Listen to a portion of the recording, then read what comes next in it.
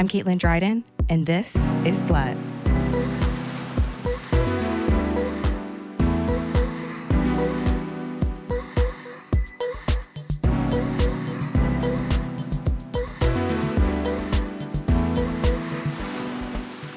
I'm Caitlin Dryden, and welcome to Slut, the show where I question who is and what makes a slut. Before we get to our guest today, I wanted to let you know that over the next 2 months, I'll be collecting slutty stories and fantasies for the last episode. Call or text 910-745-SLUT. That's 910-745-SLUT. And tell me a slutty story or fantasy. For those secret sluts, send a text and I will read it for you. And for the rest of you, leave a detailed message that is ideally under 2 minutes. Now, on to our guest, Lana Violet. Lana started doing porn in 2008 at 19 and was immediately obsessed with the job. She would sometimes do multiple scenes a day and now has 298 performer credits. But 3 years into porn, she had to stop because of an injury from sex. During that time, Lana became very involved with yoga because, honestly, it was the only place she could turn to without being judged. After some time from porn, she found her way back into the adult business, and today she calls herself a shamanatrix, something we get into later in the conversation. Lana and I have a really interesting discussion about the healing powers of BDSM, meditation and sex, the difference between pain and suffering, why there's racism in porn, and how it's changed since she started. Lana and I laughed the whole time, and let's just say this conversation starts off with a real bang. So let's just get to it, sluts. Lana Violet is up next.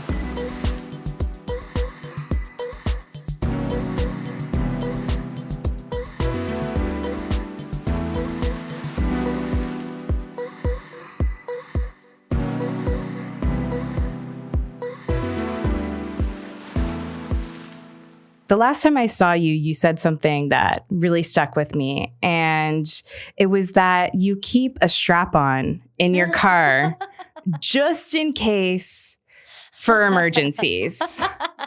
And I'm going on a road trip really soon, so I'm definitely going to keep that in mind. You never know when you're going to need the strap. You know, it's funny. I was telling my friend, because I say that like as a joke, but then I do have it in my car. Not all the time, to be honest, but like it'll be there, you know, after a session or whatever. And so my friend, he was just like, well, what happens if you get pulled over? And so that's when I was just like, well, I don't actually keep it in my car all the time. But when I do see guys, it could be periods where it's like I'm seeing a lot of dudes. So I just keep the strap on in there and I'll change out the cock. Obviously, I clean it in between, but I'm always having it in. How many cocks do you have? I have 2 strap-ons that are like my go-to. And in terms of the cocks, the dildos, it's just going to depend on the dude. This one guy that I just recently met, he's really into fisting. Anal fisting. Yeah.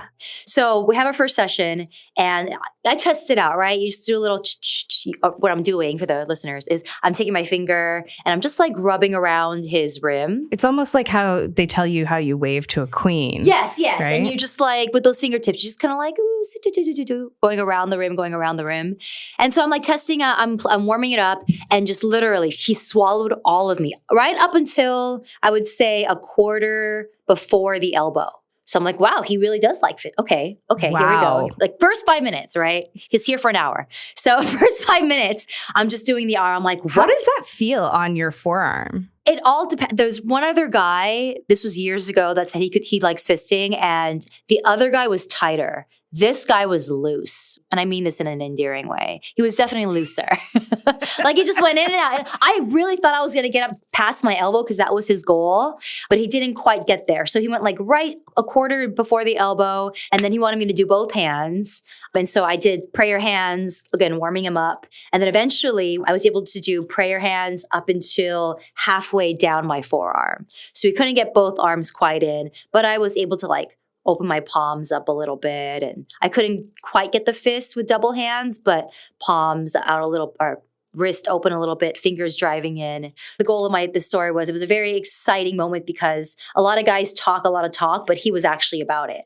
I was like, oh, you really do want a fist. So that was a fun encounter. That's like some type of yoga position. It almost looks you're in a sense, because they're like, oh, how could he handle it? He was doing poppers, mind you. Oh, yeah. He was definitely doing poppers, but I mean, to be but honest, still, that's like very wide to open up. I don't think I could like ever. I was literally behind him like, I don't even know if I could do this.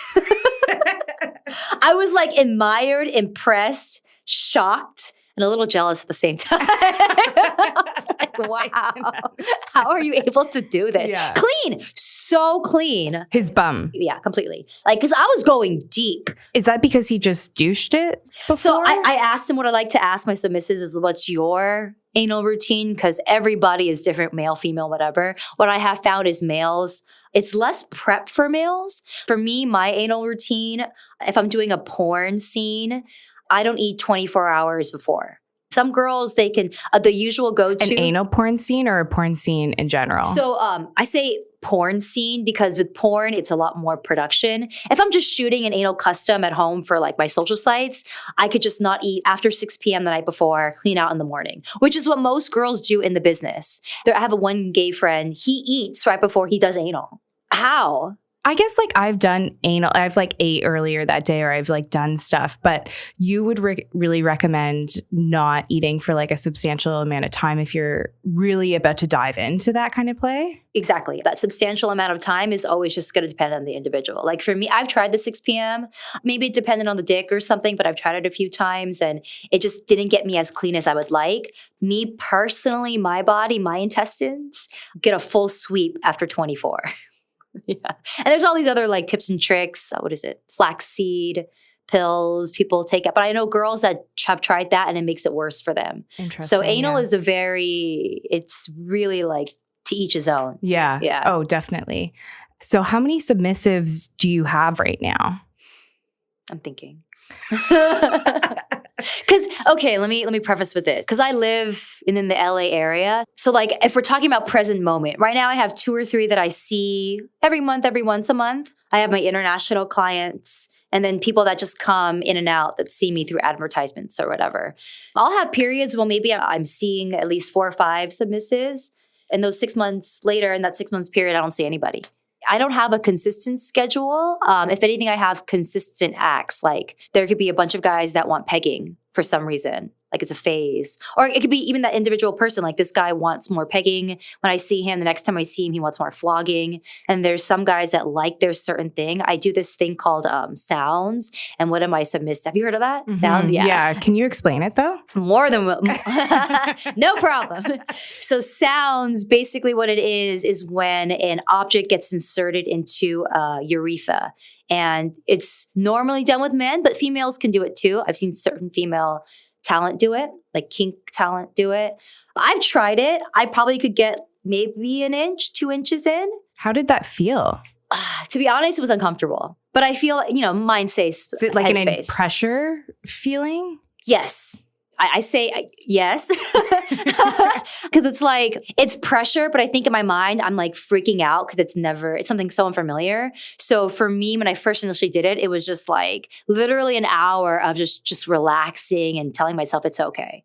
Breathing, deep breathing, it's okay. And within that hour, I was able to like play around and get 2 inches in. And so if I tried it more, I could probably get more in. But yeah, because for me as a dominatrix, anything that I do on a submissive, I've done it on myself or it has been done to me just so I can get the feel. That helps you build empathy with the submissive as well and like knowing what you're inflicting on them too. 1,000% completely. So I have some sort of personal ability and I can relate to what it is. Obviously, every individual senses are always going to be their own individual, but I could be like, okay, I've experienced this. This is how it did for me. And like you said, I can empathize with what they're going through. Yeah. Have you ever had a lifestyle slave?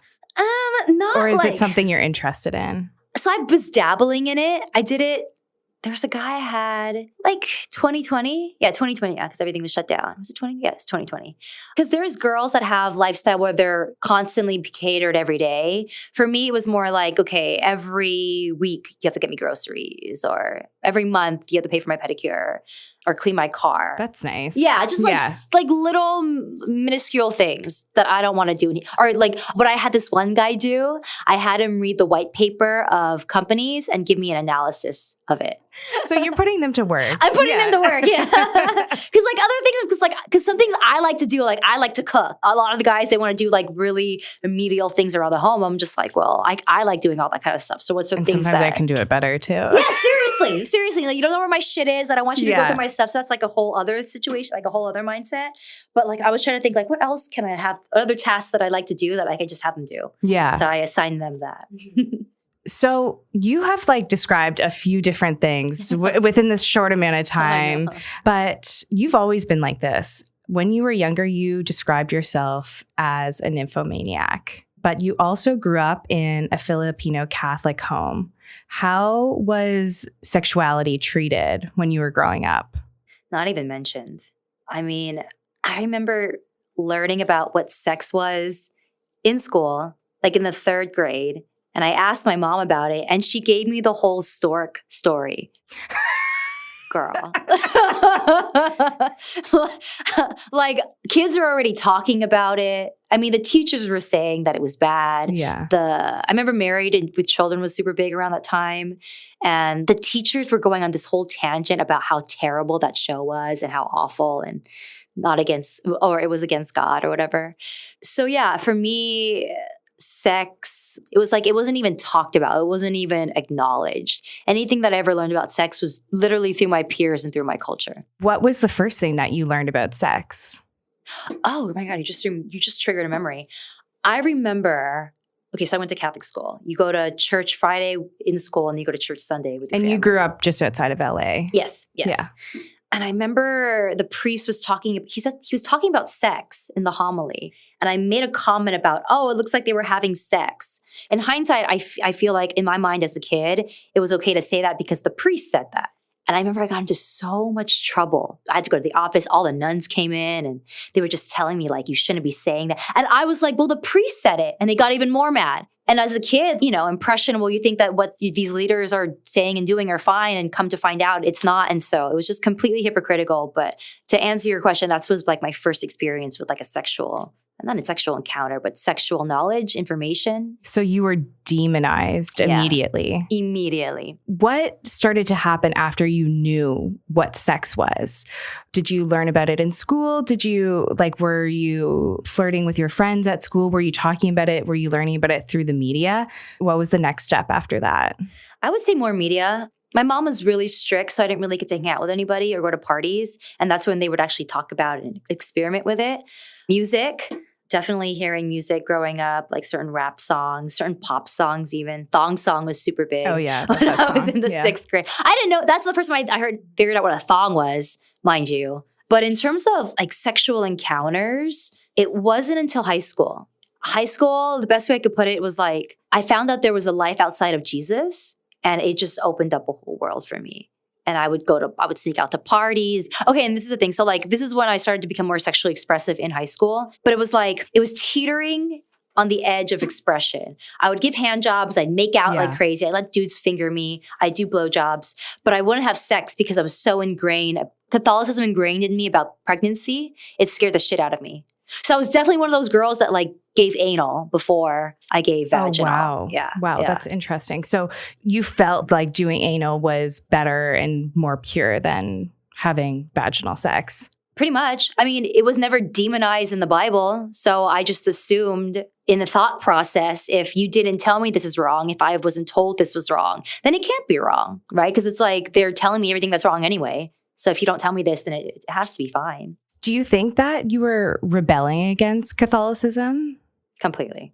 Yeah. I think Catholicism, the strict household, all this dictatorship, you have to be this, you have to study this, you have to go this way. And it just didn't feel right, caused me to unconsciously rebel. Like, no, I don't want to do this. No, I'm going to sneak out. No, I'm not going to do my homework, whatever. yes, I'm going to do drugs. Yeah, because I think in another interview, you called yourself like naive and crazy and Totally. horny. Estoy loca. I was fucking crazy. I was crazy. You literally could not tell me anything. In hindsight, I look back, there were people that were trying to like mentor me and help me. High school, even like in porn. And you could say anything you want. At the end of the day, it's like if it doesn't penetrate, it's not going to matter. Penetrate in like what way? I mean in terms of like if it doesn't like someone can say something to me, but it just doesn't saturate. I don't absorb the information. It goes from one ear out the other. Less boundaries is better. Like you're always rebelling against the rules is what you're... That's an interesting way to say that because, yeah, I guess in hindsight, it felt like what they were telling me seemed to impose more boundaries and restrictions. And I guess unconsciously, because it felt that way, I was rebelling, not even listening to the context of what they were saying because I've been told all my life what to do. Right. It just felt like another thing to do. Even people in porn would try and guide you in a certain way and you would rebel against them. Right. Like it may not necessarily be, there were people in the business, there were people like not in the business, but just seeing how I was moving that were trying to give me advice. In hindsight, I realized it did come from good intentions. It's funny that you mentioned that because that's actually probably what I was thinking back then. Yeah. And at the moment I was thinking they're trying to impose more restrictions on me. I don't want to be restricted. I want to live free. Freedom was basically my goal. Because you didn't have any of that. You didn't have your religious freedom. Your parents were really strict. And then what did they want you to grow up to be? Oh, nurse. I'm Filipino, if you guys, by the way. So put that together. That or she wanted me to be in the army. Why the army? They pay for your nursing school, your education. I grew up in a poor household too, so it's just a way for my school to get paid. Are you a first generation? First generation here. Yeah. First generation, second child. So my older sister took most of the brunt. So you're the younger sister who really rebelled. And I'm the middle child. Oh, you're the middle. I am the epitome of like every stereotype of a middle child. Bam. Right here, baby. What's the stereotype of a middle child? Black sheep, completely different from your family, rebellious, out of the norm. Yeah, all that. Were you ever slut-shamed by your parents or by your peers growing up when you started to explore your sexuality? Definitely. So I used to work for an amusement park. I don't know if I could say it. Disney World? Yeah. Okay. Can I say it? I don't know if I'm allowed to say it. I think you can say it. Okay, so I used to work for Disney. When you were 19? I was like 19. Yeah. And I was crazy a while, blah, blah, blah. And were you still living at home at that time? I was living at home for like the first year. And then I was living with my friend who worked at Disney as well in Orange County. And those were some of the craziest partying, drug days of my life. Even more than porn, to be completely honest. I did the most drugs when I worked at Disney. Everyone was there. It was like, everybody was there. Fucked up. I believe that. Everybody. And if those you worked at Disney, in those you know costumes, they got to be on something. It's hot. We would have MDMA parties every weekend. And do like the choreo. That's so funny. I would like love to see that. It was fun. It was super fun, yeah.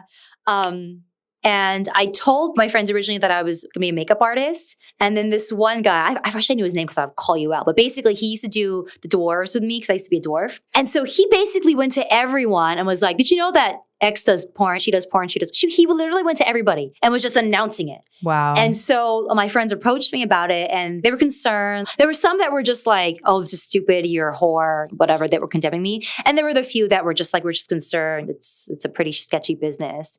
And for me, I mean, to answer that question, I was shamed by a few people. But my response was like, how the fuck did he find out? He was watching it. Yeah. Obviously, that was where my mind went. But it wasn't until you started in porn, because I know that at 19, when you were working at Disney, you really wanted to become a stripper. And that's when you got an agent. Oh, yeah. And the agent introduced you into porn because then you could get features in other places. So it'd help you. Getting into porn was literally a happenstance. Like you said, I was getting online. I was not a Disney file. I wanted to be a stripper. Like my dream job was working at Victoria's Secret and getting lingerie. So anyway, yeah, I went online, went on sexy jobs, and just kind of for the fuck of it. I wasn't super serious about it. One day, I was in traffic going to work, miserable. My phone rang. This is when you could talk on your phone and wasn't legal. You had the flip phone, too. Yeah, I had the sidekick. I miss those. I miss them. Anyway, that my agent back then called me from that number. I picked it up because I was bored and in traffic. We started talking. She invites me to the Valley, meet her, and then I signed with porn. I wanted to be a stripper, and I was like, well, I want to be a stripper, blah, blah, blah. I never thought about videos. And she told me that you can make more money if you featured because you get paid as a feature gig, not just a house girl. So she kind of told me about that business. And at the time, 19, fresh, young, money, coming from a poor family, like that all sounded super great. I think I only had sex once in my life before that. Wow. Yeah. I've had anal sex twice, vaginal sex once. Sucked many dicks, been fingered many times, never played with a toy. I've actually never really watched porn before that either. I kind of just saw it at a party, but never really watched it. And yeah, when I got in, I just went full force, did everything and all of it. And yeah. What was your first scene that you did? First scene was Boy Girl BBC with Jack Napier. Really popular BBC talent at the time. And my first experiences in the adult business have been fortunate. I've heard horror stories and I've had my own situations. But if we're just talking about my first encounters, what was the company? Voyeur Media? Yeah, Voyeur Media. Everybody was super professional, super nice, super considerate. Really, really good experience. Very, very good. Yeah, everyone was kind of nervous that I wouldn't be able to fit him in. And I did. Haha, I did. I did it. You had something to prove I did. Sure did. So your first maybe year in porn was like pretty positive for you? Yes, it was really good. I was making a lot of money, shooting a lot. And freedom. I felt free. I was like kind of like one of the first times in my life where I actually felt like I had control and freedom of my life and freedom to do what I want, which was just liberating. What parts of yourself did that help you access in the first time that you were in porn, like the first period that you're getting into it? Can you just like go into the liberating aspect of it more?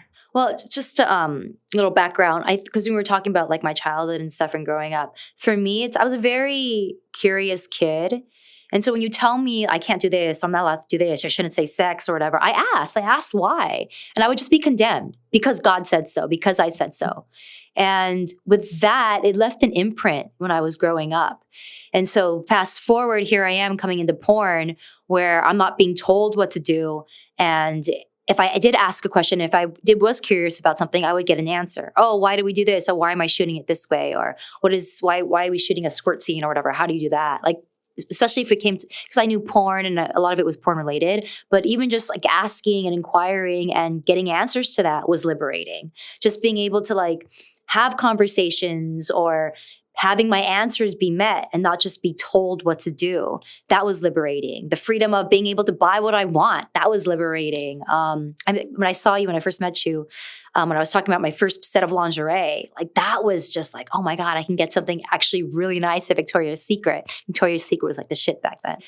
And I think for me too, it's like I've always wanted to be grown. I think because it's like, that's the trope they tell you too. It's like, oh, when you get older, you'll get it. When you get older, you'll whatever. So I felt responsible. I felt like I was older. I felt like this was it.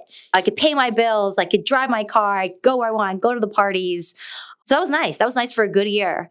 But I will say, I got in 2008. It's such a huge business. It didn't hit that business until later. So I got in right when all that stuff happened on Wall Street and the big banks. Right. And then I want to say I didn't start to feel it until 2010, like the economy trickling down.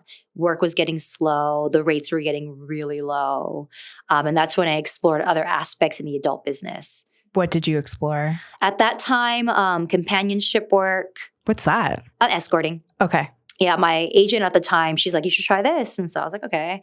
So that was fine. I used to work at like karaoke bars. I used to do poker games, private dance parties, to stripping. Mm-hmm. Yeah, dobbing I didn't really get until into 2015. I was hired for some stuff. My first dom scene was like my 6th scene in the business. I was terrified. And especially because you're 19. So how did you advocate for yourself on sets when you were 19 and not be pushed around? At that time, it was just like, just get the work done. It was kind of like, let's just get this day done so I can go home. If that means I have to like suck your dick some more or whatever. Okay. Again, my experiences, yeah, they were tough, but compared to others, like there's definitely been girls who've had to deal with more situations than I have. But in terms of advocating for myself, there was no advocating. You kind of just hope you get on a set where everything goes smoothly. And if it doesn't go as smooth, you just pray that this finishes fast and you can leave. There's really no advocating at that point. At least for me. Some girls would talk, but at that time I was pretty quiet. You seem quite talkative now. How did that change? I think I go from shy, introverted to extroverted, extroverted.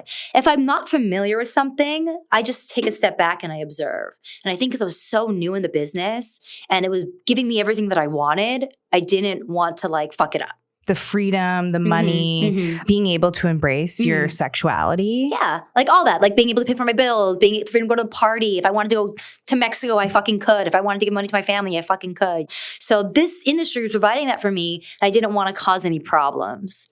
So did you feel lucky to be there in a way? Yes. Because even getting into the business was so unfamiliar and I was nervous. I'm like, I know nothing about this.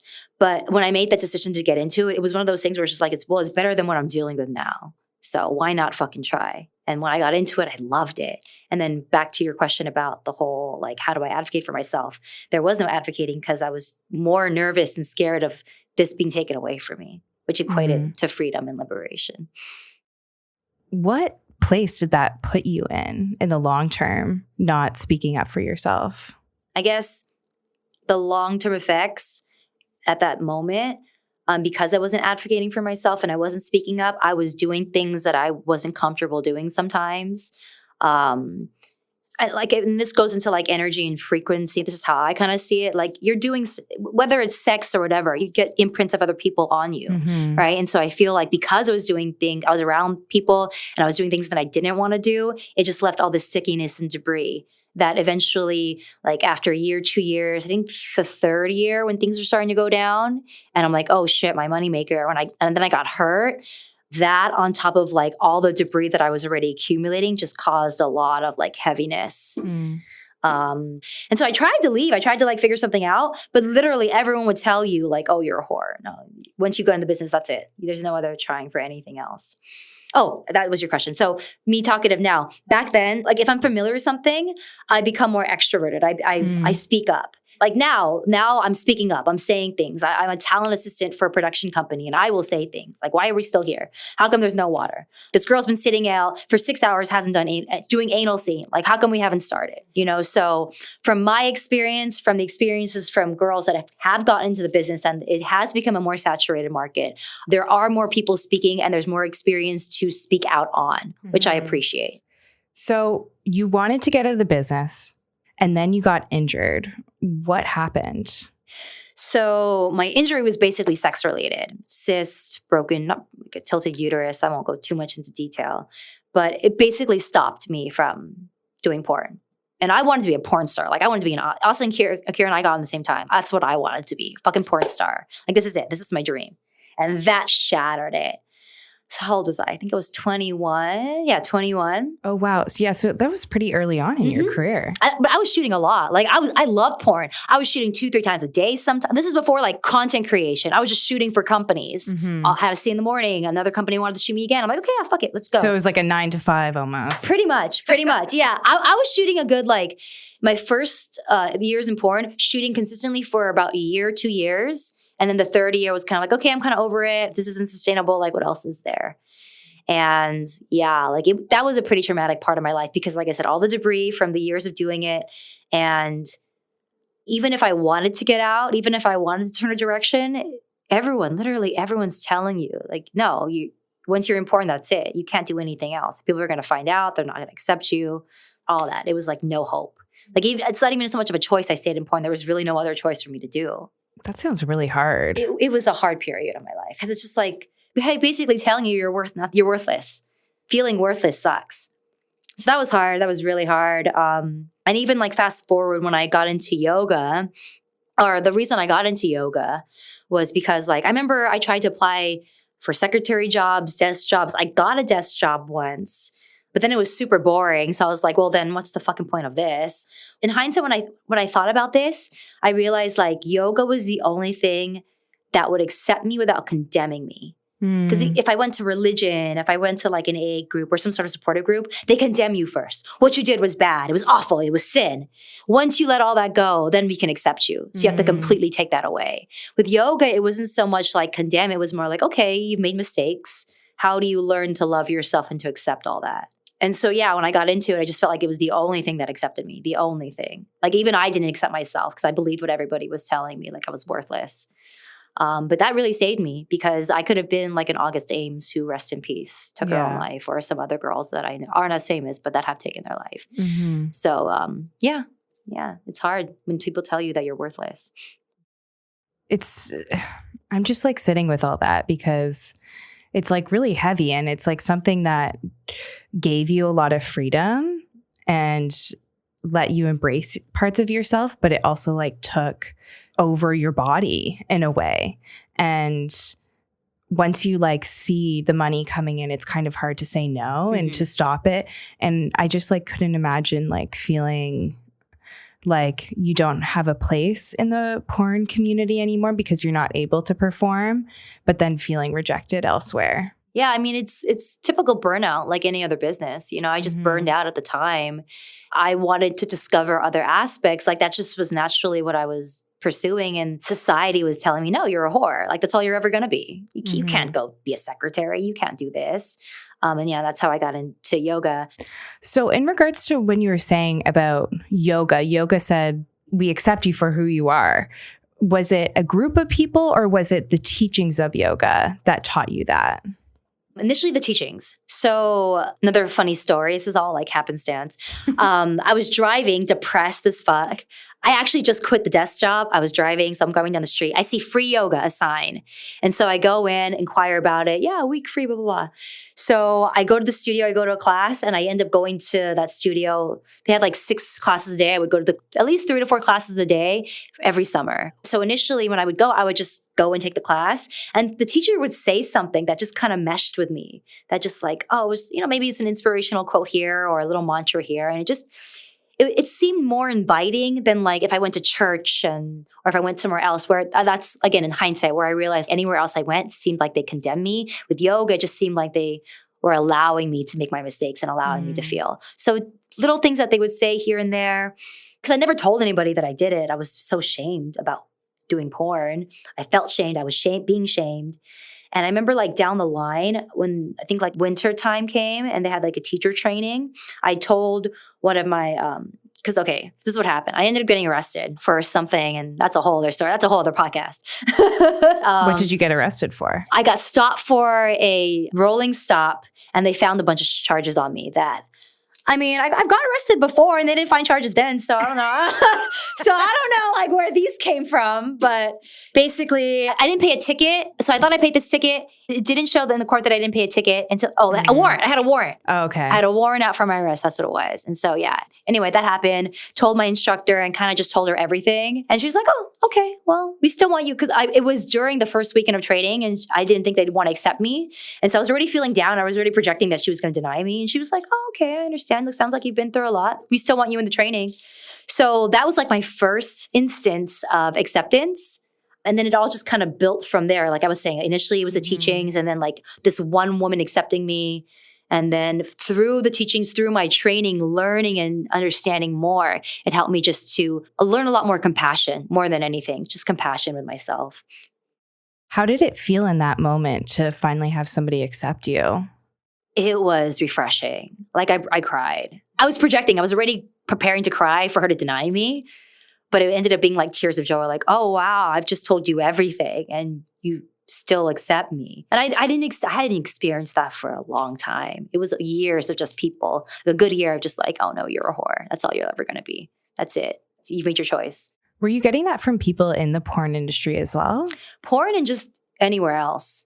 if I went on a date or if I met other people, like if you go to a party and you're talking about things, 'cause I'm, in a sense, call it being naive, but I'm very open, or I was very open back then. And just overall as a person, if I'm comfortable, I'm just going to be open about it. I was like, yeah, I do porn. And then people would have their opinions. Like, oh, you're a whore, you're a slut. Oh, wow. Couldn't get a real job, that type of stuff. Yeah. Mm-hmm. But I mean, again, hindsight, when you look back at it, when you're not actually in the moment, like it was a crossroads for me. I could believe what all these people are telling me to. It's very easy to do that. Mm-hmm. But fortunately for my rebellious spirit, I was like, no, I don't want to accept that I'm not going to be anything. Even though I was insecure and I was naive, there was something in me that was like, I will not accept this. There must be more. So it was definitely a crossroads for me. So you're at this crossroads. You found yoga. What is it that makes you get back into porn at that point? I didn't get back into it right away. I'm an extremist. So like if I do something and I'm really into it, like I just go balls to the walls. And so when I got into yoga, I was like, okay, this is it. This is my new career. This is what it's going to be for me. Kind of the same mindset as when I got into porn. So I went full on fitness, full on training. I was doing that 2012 up until... Okay, so 2012, 2013, I moved back to the Valley 2014, was trying to pursue more yoga fitness in LA, realized that it wasn't fruiting as well as I'd liked it to be. Yeah. I'm like, okay, I need to like pay rent and my car still. So I just added rent to my expenses. And I was living with my friend who was still in the business. Okay. And so living with her, she's like, oh, I have a gig. Do you want to come? A party, you want to come? I didn't get back into the porn business per se, like shooting for companies, but I did get back into adult, like escorting, parties, stripping, that kind of stuff. Yeah. Okay. So what was your favorite work to do then? Was it stripping? Was it doing escorting? What thrilled you and gave you some life back? The poker parties.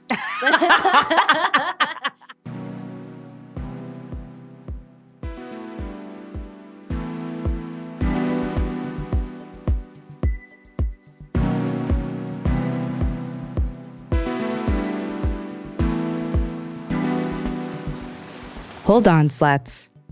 Make sure you're subscribed to the show and rate it 5 stars wherever you're listening. Also, make sure you're following at Caitlin Dryden and at Slut Podcast on Instagram, at Slut Pod on TikTok, and also subscribe to my YouTube channel at Slut Podcast, even if you don't listen there. Actions like this help the show reach more sluts like us, and we all want to live in a world with more sluts, right? If you'd like to purchase a slut sticker pack, go to slut-pod.com. That's slut-pod.com. Or click the link in the description to this episode.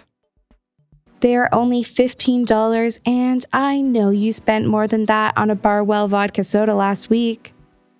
So help out a show that you love for the same price. All right, let's get back to Lana.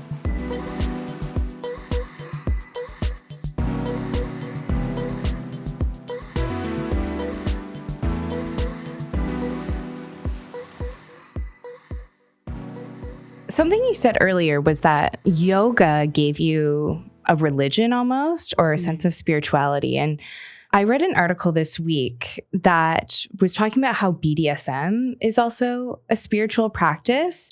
And I think that most people see BDSM as like purely sexual. Mm-hmm.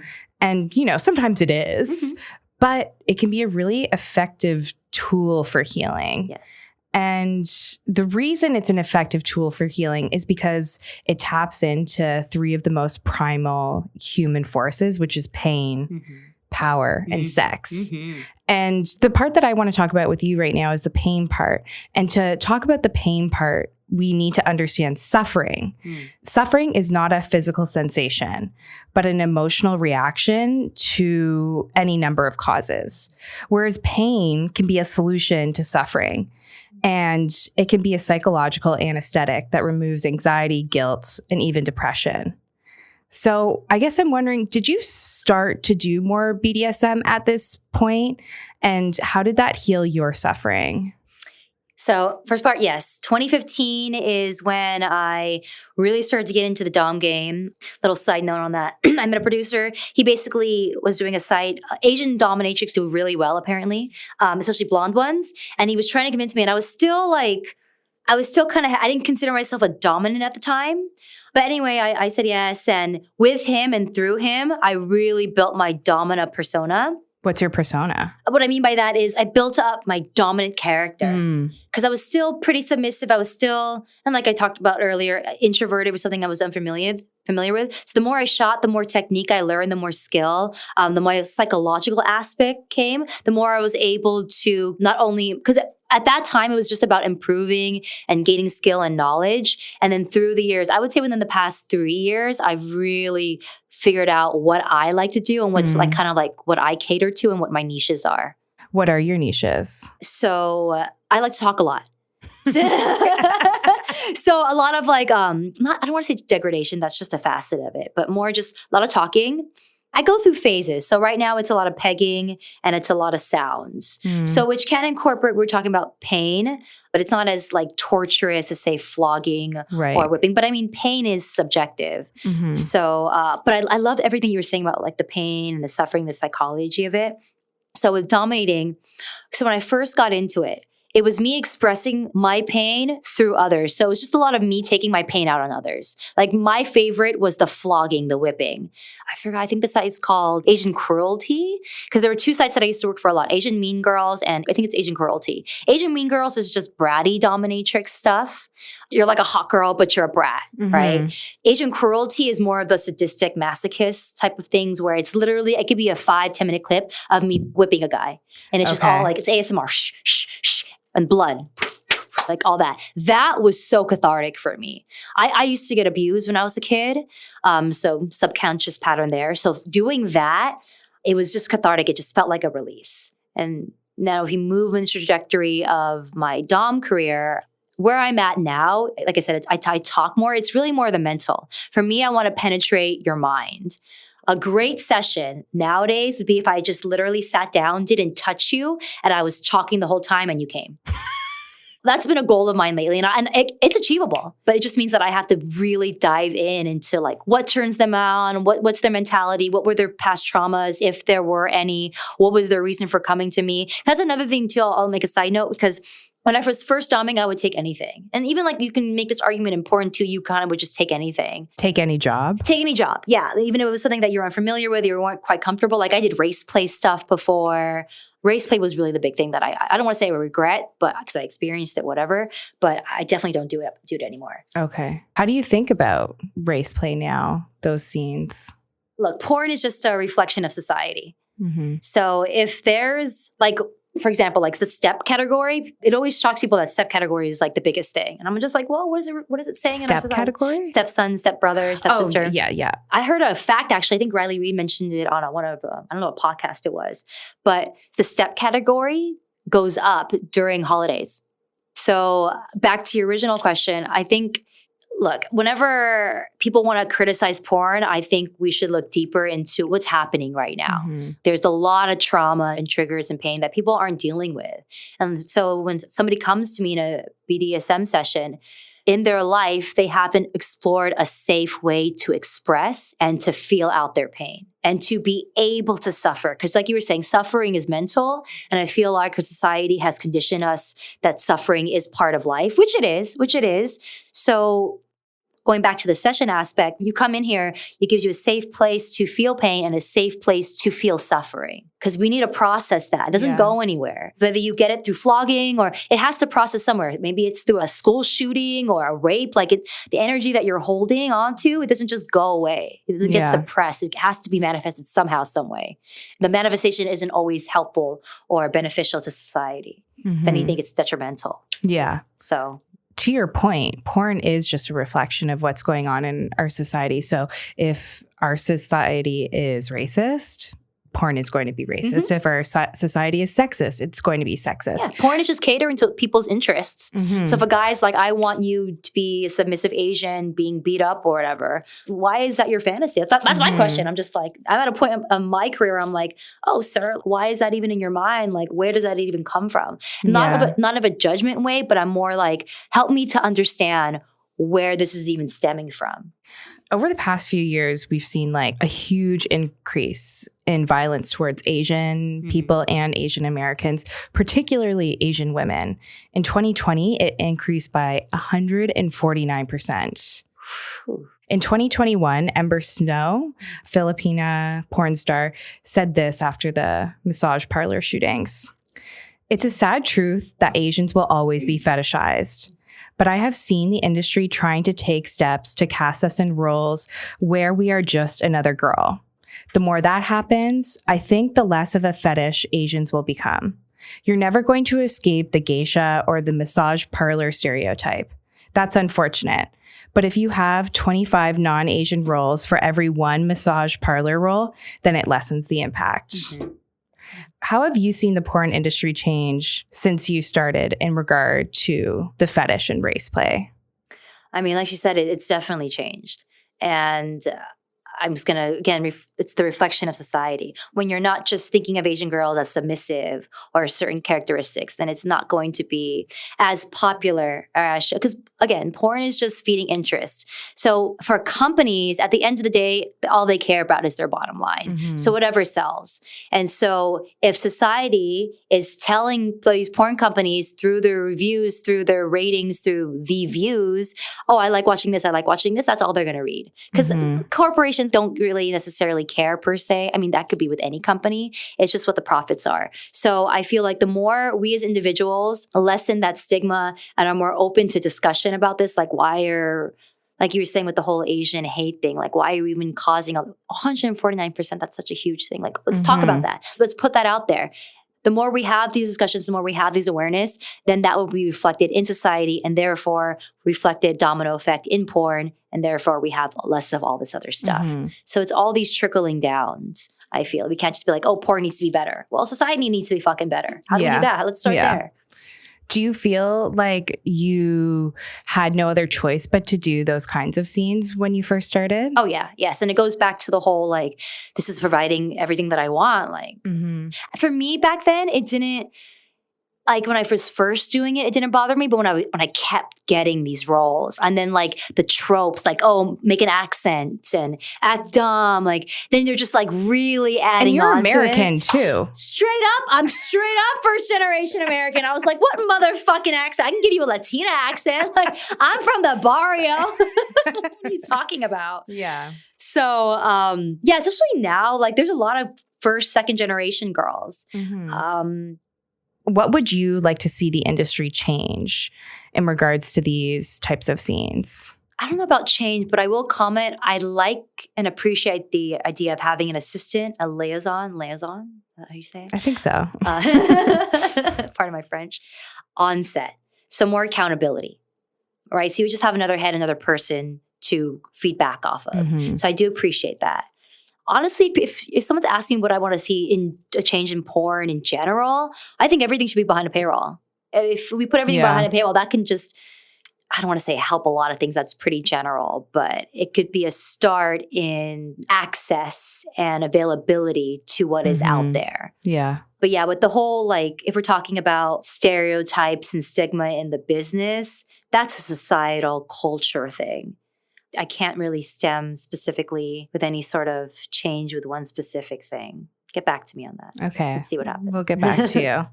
I do want to go back to the BDSM part. And you use yoga and meditation and BDSM to help deal with a lot of the trauma that you experienced in childhood, the trauma that happened while you were doing porn. And I'm curious, how can you use meditation to enhance your sexual experience and sexual awareness when you're doing BDSM or even when you're having more vanilla sex? Meditation in and of itself is just practicing presence. It's just practicing awareness. That's all you're doing, sitting and being still. So there's many meditation techniques, and that's for another podcast. But in general, when you practice meditation, even if it's something as simple as focusing your attention on something, FA. So look, let's be real honest here. Meditating is hard. It's advanced. Who wants to sit down for 20 minutes with yourself? I can't. Yeah, with your fucking thoughts. No. Over and over again. Because that's all it is. You're sitting with self. That's it. And that's scary because it's you and your thoughts that's always going, but now you have to face them. So when you meditate, you're practicing being with yourself, being with these thoughts, not letting these thoughts get to you. You're basically not, okay, so I have a thought in my mind like, oh, fuck, I forgot to pay this, or damn, rent's due. Okay. So all these feelings start to come up like, fuck, I feel worthless. I'm not good enough, whatever it is, whatever. It's just noticing that feelings are coming up. You're observing that these are coming up and you're just being aware of that and not allowing yourself to attach that. And I know that sounds so cliche, but that's like the simplest words I can use to express that. Now let's take that into my BDSM sessions, into having a sex session or whatever. Because essentially what you're doing in these sessions is you have to be in it, especially for when I do certain techniques, when I'm flogging, when I'm nailing a guy's scrotum to board, I have to be in the fucking moment. I can't, if I pierce his testes, that's a whole other situation. Yeah, you do have to be in the moment. Yeah, I have to be in the fucking moment. When you're having, even, I don't want to say vanilla sex, that seems kind of derogatory. If you're having sex with your boyfriend, or somebody that you're really into, wouldn't you want to be in that moment with them? Yeah. Right? You kiss them, feel them, like smell them. You practice being within every sensation, within the whole experience. And so what you're doing with meditation, sitting still, quieting, being with your thoughts, practicing presence so that you can practice presence into other aspects of your life. And that's hard. I'm not saying like you can just do it right away. That takes time. Like for me, it took a good year for me to even like, I've been practicing meditation and yoga for like almost 10 years, but for almost, but like there were like, I was only really into anatomy and the biology, blah, blah, but I didn't really start to get into breathwork and meditation until 2021. And it wasn't until this past 2022 where like meditation started to really make sense to me. And then from there, helped me into other aspects of my life, like truly helped me. Cause I would meditate and it would help, but like really understanding the whole aspects of meditating and sitting with myself and not just like using distractions from that helped me to put into other aspects of my life. If that makes sense. Yeah. How, like, what has meditation revealed about yourself? It showed me how critical I am of myself, how not compassionate I am, that I'm still in survival mode. How are you in survival mode? So I'm noticing my thoughts. Like my thoughts are always like, okay, I have to get this done, or I should take on this project. Well, if I do this, I can increase my income by X amount %. So I'm just like, oh wow, and it goes into like a spiral, like one tangent to another. Like, oh wow, I'm constantly thinking about money that I'm going to make. Why am I always thinking about money that I need to make? Maybe because I never grew up with it. Oh, I didn't realize how important money was to me, even though I didn't have it. How it was ingrained to me. You need to have this in order to have this. I guess that's what I mean by like it reveals so much more. Like it's not. First, you sit with your thoughts and then you realize where those thoughts stem from. If the thoughts are coming up, which they will, let them come up. Practice noticing your thoughts. Start there. Because a big misconception with meditation, it's like you have to be quiet and clear your mind and attain peace and positivity. No, bullshit. But I can't with this like positivity trope. No. Healing is hard. Yeah. It's fucking hard. And the more you realize that and accept that, you can go on that journey. And from that, and circling around, because I went through the dark stuff, because I've dealt with the trenches in the mud, this has helped me get back into the business, whether it's BDSM, whether it's porn work, because these are two dark, taboo industries. And look, I've had my share of existential crises, like, where should I get back into it? Should I not? But I realized like, I actually do enjoy doing this. So I want to continue participating. There's people that they get in it and they move on. Great. But I realized that I enjoy doing it. Where does the enjoyment come from? I'm a pretty dark, sadistic person. And what I've come to realize, like, I like dark, occult, deep, intimate things. Like I like things that we don't talk about. I'm curious. Things that aren't usually in society or mainstream that we don't usually discuss. I want to discuss them. So I think with these two businesses in of itself, I just happened to have gotten into it when I was young. And because I've had experience and familiarity, and it's even when I was out of the business and I got hurt, not even talking BDSM, I was still on Twitter and Instagram following the business. I was just so curious about the business. It was so interesting to me. And I just kept pursuing it there. I never tell people that I'm retired retire. There'd be times where I don't shoot, but I don't retire. Like the business is so fascinating to me. And there's something like for every stage of your life, I feel, that could work in porn. Yes. As well. Something that you call yourself is a shamanatrix. Yes. Can you explain what that is? So it's a combination of shaman and dominatrix. I've been on this healing. I don't want to say spiritual because that has a negative connotation. So does healing nowadays. But I've been on a self-discovery. Right? We're all good with that on Slut. Don't worry. we're all on our own journeys, right? Yeah. And with that being said, the more I discover myself, the more I heal myself, the more everything else in my life manifests into better. With that being said, my healing journey, because of that, I like to call myself a shaman. Like, I'm here for myself. I'm here to heal. I don't want to be like, oh, I'm a shaman. I'm here to heal you. I'm not quite there yet. And the whole life coach term kind of deters me, but that's a whole other subject. Like, it doesn't. Shamanatrix feels good. Shamanatrix feels like, it feels like it makes sense. It's more personable. It's the combination of this healing aspect with these dark, deep concepts, and you put them together and you get me. Like, I'll flog you and peg you and we can meditate right after. That sounds great. Do you know Dia Dynasty? No, I'm not familiar with that name. Is she a dom? Dia Dynasty is a dom, but they say that a shamanatrix is a dominatrix, a femme who plays with power, who utilizes energetic qualities of the natural world, plants, animals, cosmos, and metaphysical arts, energy work, breath work, deities, and archetypes as tools in their craft of domination. How do you use those kinds of tools in your domination? So let's take a scenario, for example. Like, I just had a newer sub that I've been introduced to. We had our first session the other day. He's nervous. He doesn't know what he's doing. The whole mindset of this is a bad thing, whatever. With any session, we get into a headspace. So maybe I'll just have them close their eyes and just take some deep breaths. Just do that. So we're incorporating the calm, the tranquility. Yeah, but let's take some deep breaths right now. Deep breath in. Slow breath out.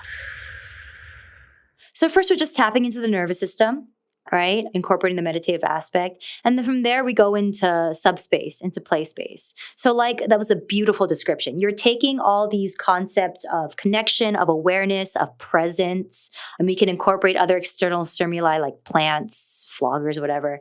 And you're creating a space of sensation and subjective pleasure or pain. Maybe it's pleasure through pain. Maybe it's pain through pleasure. Who knows? Who knows what you're seeking? Who knows what you like? But you're mindful of where your mind is and where your mind is going, if that makes sense.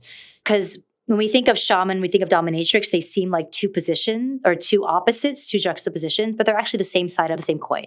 They incorporate a lot of the same things. You're going into deep, dark places in order to heal, in order to express, in order to create, if that makes sense. Yeah. And that's what we were kind of talking about in terms of like BDSM being religious. Yeah. Is there's a lot of like similarities in these dark parts of ourselves and the things that we want to dive into is because they release a certain part of ourselves. And I think as more people stray away from religion, I think that we are trying to find spirituality in different ways. And I think BDSM or meditation and yoga and even astrology is a way that people in modern times, in this present day, are trying to find a meaning of life. Yeah, the way I see it, people are looking for faith. We've lost faith in a lot of things. I mean, there's a lot of things to lose faith in that we thought we were supposed to trust, right? Yeah. Whether it's institutions, people, whatever, relationships. So like you were saying, people are just looking for faith. They want to believe in something, whether it's through astrology, whether it's through a certain religion, whether it's through acts, BDSM, whether it's through community, CrossFit, yoga, right? People just want to have faith. People want to believe. And they want to be a part of something. And so what is that through, right? Like, it could be through meditation, it could be through BDSM. And then we can go and we can take that concept of wanting to be tribal, wanting to be a part of a community, wanting to have faith, because that can go on the other end too. You can almost go into a cult-like type of obsessive mindset. Because that's all religion is. You believe and you have faith and you have trust. But you could have so much belief and faith and trust that you're completely oblivious to other people's consideration and their beliefs and their truths. So it's finding that balance. But I agree with you. People are just looking for something to believe in. They want to have faith in something. How would you describe your faith today? I have faith in all possibilities. Okay, I should say this. I believe in all possibilities, and I have faith in myself, and I have faith in humanity. And again, I don't want it to sound too woo-woo. It's kind of hard. It's like that balancing act. Hey, we're woo-woo. We're woo-woo bitches. It's LA, right? So I'm at a point in my life, it's like, when I say I have faith in myself, I believe in myself. I believe in my capabilities. I believe in who I am. I believe that I have faith in my mistakes. I have faith that those mistakes are going to lead me into something better. And they have led you to something better. Yeah. Look at where you are now. You do reflections or whatever. Maybe a retrograde's happening. This guy, I don't know. There are certain times when you look back and I'm just like, man, 10 years ago, I was depressed and I was going through it. And I'm just so fortunate to be here. Because like what I was talking about earlier, I had a crossroads. I could have very easily gone down another path. Yeah. And it took a lot. It was hard. And that's life too. I always describe life like people think healing. Another misconception is it's just one straight line. It's linear. No, like it's a spiral. You'll come back to same patterns and same moments and similar situations. And it's like the universe is like testing you. Like, okay, here you are back again, but wiser. What are you going to do? I think it's really important to hear from people like you and important to hear your story because a lot of people experience different crossroads and I've experienced a certain crossroads and it's really easy to kind of stop it there. And like you said, healing is probably one of the hardest things that you could do. So it's very courageous people who go on a healing journey. I was just about to say that. I was like, because that was one thing that I really learned. It takes a lot of courage to heal. Because you can be very comfortable in your everyday and not addressing certain issues. And it goes back to meditation, very easy to not sit down and face yourself. You can go on Instagram, you can go scroll, you can whatever. It's so easy. I do it. And look, I do it. I still do it. I can feel a dopamine hit. So it's that's where the courage comes in. That's where the hard part comes in. And that's where true desire, because we all have desires. But when, if we take this situation in and of itself, it's what do you truly desire? Do you truly desire this path that you're still going? Or do you want something else? Even if you don't know what that path is, in hindsight, back then when I realized, I didn't know where I wanted to go, but I knew I wanted better. And I knew I didn't want to just be told, I'm only going to be a whore. I am a whore, don't get me wrong. But to be told, this is all you ever going to be, again, demoralizing, inhumane. It just felt so shitty. So where I'm at now, to get here, it does take courage and it is challenging and it's not easy and you will go through spirals, but it's so worth it. It's so worth it. So anybody, whether you've come, whatever industry you came from, I know people that came out of prison or jail, wherever where you see where society deems you less than, it's not true. If you allow yourself the courage and the ability to just go and try, that's all that matters. Right effort. That'll take you farther than any motivational book or inspirational quote or YouTube video that you watch. Just actually putting in the action and having faith in yourself, you can go far. Somebody who worked really hard when she was in the industry was Annabelle Chong. And she is an outspoken feminist who embraced her hypersexuality. And she rose to infamy for starring in the world's biggest gangbang, where she had sex with 70 men 251 times in 10 hours. Which wait a minute. Let me digest the numbers. 70 men, 200, and she had sex 251 times. Okay, who's counting that? I know. I want to know. Because the 70 men, boom, boom, boom.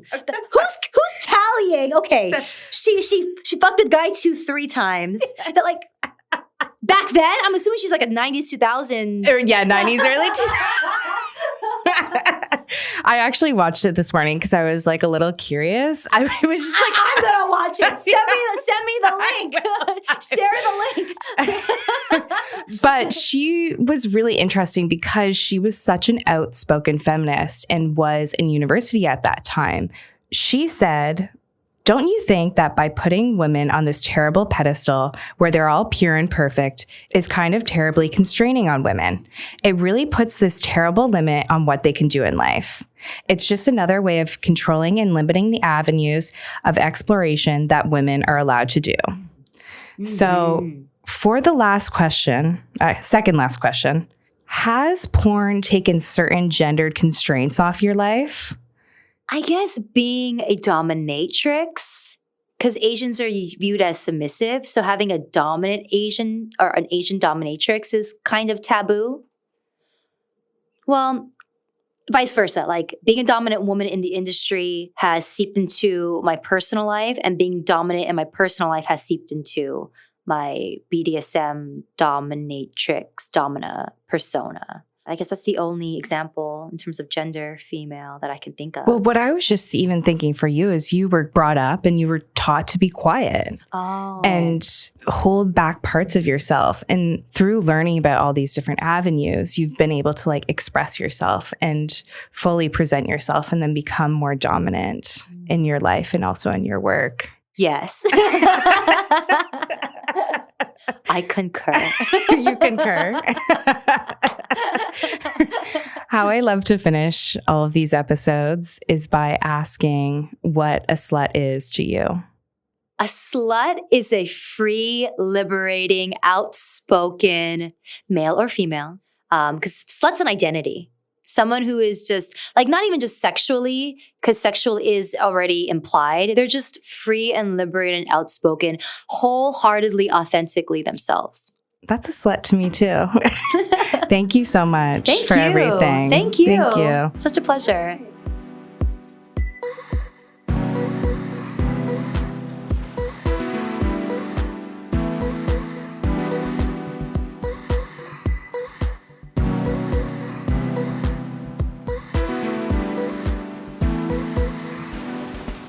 Sluts, listening back to this made me laugh so much, and now I'm also inspired to do more meditation to improve my sex life.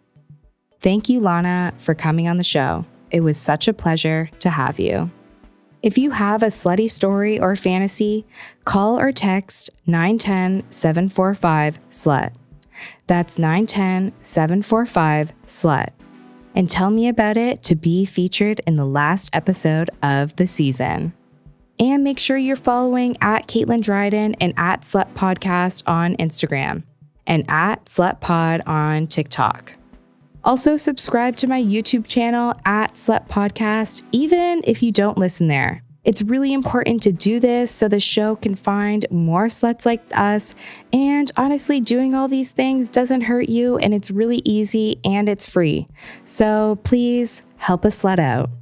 If you'd like to purchase a slut sticker pack, go to slut-pod.com. That's slut-pod.com.